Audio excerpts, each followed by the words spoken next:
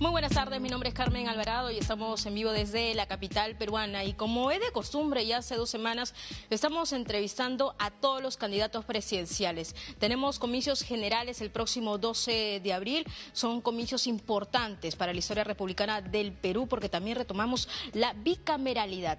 Ahora ya me encuentro con el candidato presidencial Wolfgang Grosso Costa. Muchas gracias, candidato, por estar con nosotros con DNews y también pueda dirigirse a toda la audiencia latinoamericana e internacional. Sabemos que hay 1.200.000 peruanos habilitados en el exterior para estos comicios. Además de ello, también aquí la diferencia es que tienen una representación ya en la Cámara de Diputados, estamos hablando de 2 escaños y 1 en el Senado. Eso también es importante recalcar. Candidato, muchas gracias, buenas tardes. Buenas tardes, Carmen, y aprovecho la oportunidad para saludar a todos los peruanos en el extranjero que, como digo y lo he manifestado a lo largo de todas las entrevistas y la propuesta de integridad democrática, aquel que llegue a gobernar nuestro país lo tiene que hacer sin distinción alguna y no solamente hasta el último rincón del Perú, sino también para todos aquellos que están fuera de las fronteras, y es precisamente a quien ellos me voy a dirigir. Claro que sí. Y es importante empezar con el tema de seguridad ciudadana y criminalidad. Este es un tema transversal en toda América Latina.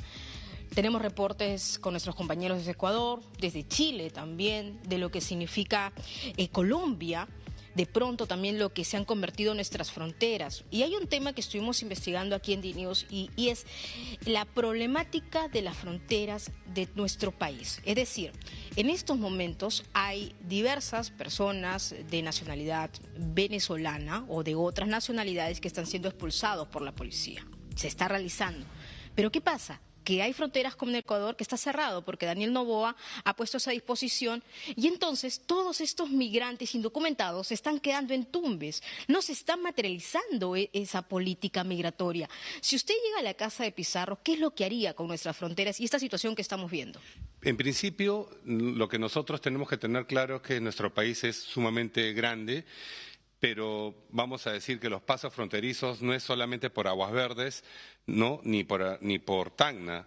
Si tú vas del puente Aguas Verdes y caminas 2 kilómetros más allá, vas a cruzar el río Sarumí y vas a entrar. Entonces, por eso ves una ola de inmigrantes que están llegando al país, y lo que está sucediendo en el Perú, más allá de lo que ocurrió con Kuczynski, que abrió las fronteras de una manera totalmente desaforada y que fue algo nocivo y que hemos heredado nosotros, es lo que está pasando con una absoluta falta de control y estrategia del país, ¿no? Porque siguen pasando, no solamente por el tema de la frontera. Entonces, lo que en un gobierno de integridad democrática lo que vamos a hacer es enfatizar, en principio, ese control territorial que debe tener un país, debe controlar el territorio, no solamente es más allá de los diagnósticos que hay, que pertinentes o no, pero uno de los problemas, no digo que sean todos, pero uno de los problemas es esa inmigración que está sin un tipo de control. Entonces nosotros vamos a hacer esos controles que son progresivos, como te digo, porque pueden pasar por la frontera, se van a aglutinar en Tumbes, porque son los que pasan de ahí,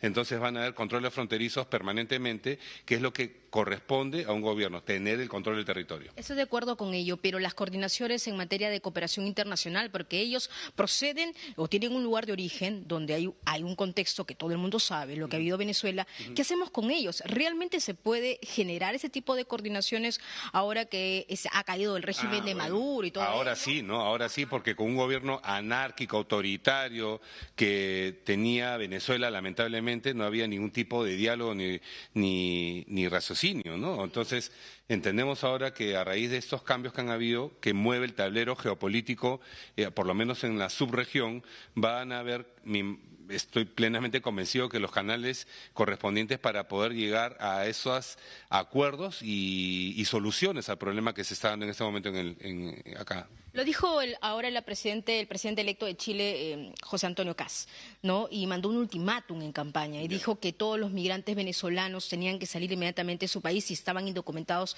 o estaban de forma irregular. ¿Eso qué significa? Que van a posicionarlos en el lado de la frontera del Perú. Ha dicho el canciller Hugo de Sela que eso no puede pasar, que el Perú tiene una política migratoria firme, pero en cierta forma, candidato, eso lo tenemos que saber y todo el mundo lo sabe o incluso lo comenta, que nuestras fronteras son porosas. ¿Qué hacemos entonces? Sí, bueno, yo le diría al presidente electo Kast, y de ser el caso que yo dirija el ¿no? El gobierno del Perú, me acercaría, le estrecharía la mano y le diría que recuerde que el Perú es un país soberano y aquí nadie nos pone en ultimátum ni nos pone en condiciones.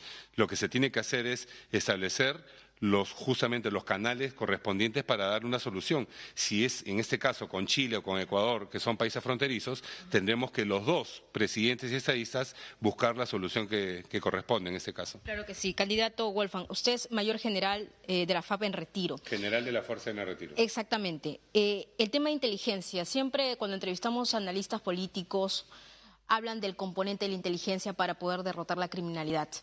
¿De qué forma usted lo abordaría en su primer mes de gestión, si llega a la casa de Pizarro? ¿Y qué es lo primero también que podríamos hacer con las cárceles? Hay cárceles que han sido abandonados, no hay adendas que han quedado por temas de corrupción. ¿Qué haría usted? Mira, en principio lo que he manifestado es que siendo justamente lo que no dijiste es que yo soy especialista en inteligencia. Es lo que he desarrollado a lo largo de 37 años que he llevado justamente y dirigido el sistema de inteligencia de la FAP. Hemos tenido un éxito en la lucha contra el narcoterrorismo en el país que no es una amenaza menor. Entonces, en una guerra típica, asimétrica, no convencional como la que estamos llevando a cabo en este momento el Perú contra una criminalidad desbordante, en el Perú, en un gobierno de integridad democrática, se va a empezar a sentir la seguridad en 6 meses. Lo enfatizo, lo declaro, lo afirmo. ¿Por qué? Porque las medidas inoperantes que en este momento están haciendo, producto de otro contexto, de sacar a los militares a las calles, declarar estados de emergencia, que tienen un componente más atrás. Declarar estado de emergencia, ¿sabes para qué son, Carmen? Para poder hacer compras directamente sin mayor licitación. Ya el componente de la corrupción, lamentablemente, que es otra lacra que tenemos enquistada en el país, por esta lacra política que en ese momento nos gobierna, pero que no nos representa, y por lo cual genera un rechazo y repudio, eso lo vamos a cambiar. Y efectivamente, la inteligencia no es nada más y nada menos que utilizar las fortalezas que sí tenemos, que la tenemos pero que no se están empleando adecuadamente, para poder identificar a través de las plataformas de inteligencia de redes, señales, comunicaciones, tecnología, y también con un componente importante que es la unidad de inteligencia financiera, más otros componentes más que son la reforma de la policía, la reforma del sistema penitenciario, que ahora lo voy a decir, pero antes de todo eso es la inteligencia, pero con el conocimiento, ¿para qué? Para poder identificar a aquellos cabecillas de estas organizaciones criminales y esos puntos vitales de las mismas, para identificarlos, neutralizarlos, sacarlos de las calles y en ese momento estas organizaciones se van a comenzar a caer como castillo de naipes. Está demostrado que no hay ninguna evidencia en la historia de la humanidad que una organización criminal le haya vencido al Estado. El Estado tiene que ejercer su poder coercitivo para justamente neutralizar, eliminar esta amenaza. Entonces, cuando hablamos de las cárceles, que es otro tema, porque son los problemas del Perú son complejos y no son secuenciales, son transversales, mejor dicho. Entonces, lo que he manifestado es que mientras se construyen esas megacárceles que son fundamentales, vamos a implementar cuarteles e instalaciones militares, obviamente con una inversión que va a ser menor mientras este otro proceso vaya caminando, y es ahí donde vamos a encerrar a estos criminales. Por eso digo que en 6 meses, los peruanos van a comenzar a sentir esa seguridad que no la estamos viviendo ahora. Eso también es importante, ¿no? Aclararlo, porque no es que en 6 meses se termina todas las bandas criminales. No, los 6 meses vamos a comenzar a sentir, o sea, esa percepción que nos arrojan los sondeos. Ahora, tú sales a la calle, y tienes a un criminal todos los días, no solamente es el extorsionador, es el criminal, tenemos policías, lamentablemente, que acaban de capturar a una banda de 6 policías, 6 policías que están involucrados en una extorsión. Claro. Entonces, a eso me refiero las reformas que se tienen que hacer. Entonces, como te digo, pero lo primero que tiene que haber es justamente el empleo contundente, racional y eficaz de la inteligencia, que está demostrado. Nosotros lo hicimos en la guerra contra el terrorismo, contra Sendero Luminoso en la década de los 80, que se venció precisamente con inteligencia, y que ahora, siendo no igual, pero muy similar a esta guerra que estamos librando, es lo primero que se tiene que hacer, identificar. El delincuente se mimetiza, se camufla entre la población. El delincuente tiene una información valiosa porque a través de la información, pues incluso identifica a sus víctimas y sigue extorsionando evolucionando y genera esa ola, exactamente, genera esa ola. Permíteme ahora pasar de un tema que sin lugar a dudas es doméstico, interno, pero también se vive en América Latina, para hablar de política exterior. No, a ver, tenemos al parecer la visita del secretario de Estado de los Estados Unidos, Marco Rubio, ya en los próximos meses, según lo que se ha anunciado por parte de Cancillería, pero también de otro lado, tenemos un megapuerto de Chancay, tenemos una ruta de la seda que ha implementado China y todo ello. ¿Cuál es la mirada y su visión país? Es decir, Perú, ¿dónde se coloca? Bien, primero hay que entender que el tablero geopolítico es sumamente dinámico, todo es cíclico, nada es estable, obviamente. Puedes tener una nación cualquiera que sea, un presidente de tendencia, ideología de izquierda, otro de derecha. Nosotros somos un partido de centro democrático, no creemos en esas posiciones que nos han llevado, particularmente en el Perú, a la confrontación, a la crisis. Y lo que debe prevalecer es el país y nuestra población. Nada de posiciones ideológicas, nada de ubicarse en un tablero en el que vas a decir esto nos conviene o no nos conviene. Lo que tiene que prevalecer nuevamente es la dignidad, la soberanía del país y lo mejor para el país.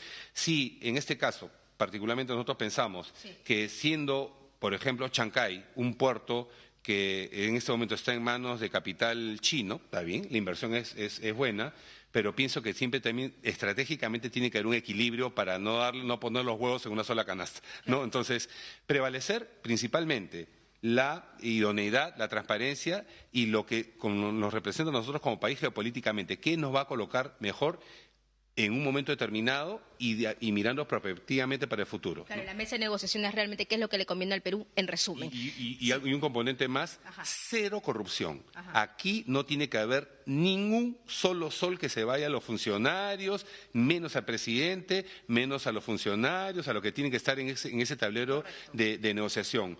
Nunca más un Odebrecht, nunca más un Rutas de Lima, y por eso es que también enfatizo y aprovecho la oportunidad.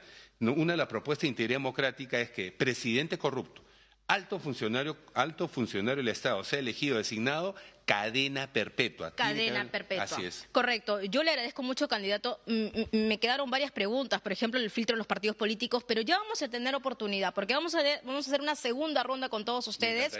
Y le agradezco mucho al candidato. De verdad, ha sido un placer tomar también en cuenta sus posiciones, ¿no? Lo que tiene también usted en la cabeza para el Perú y esperemos que sea una contienda limpia, ¿no? Soy un patriota, amo nuestro país como tú y muchos y lo que acá debe prevalecer, nuevamente repito, es nuestro país y nuestra población. Recuperemos la dignidad humana y el sitial que nos corresponde como país, que tenemos todo para ser una potencia. Bueno, muchos dicen que usted es el outsider. Vamos a ver si eso realmente se da en la realidad. Ha sido Wolfgang Grosso Costa. Muchas gracias por haber estado con nosotros del Partido Integridad Democrática. Nosotros retornamos a estudios. Gracias, compañeros. Adelante.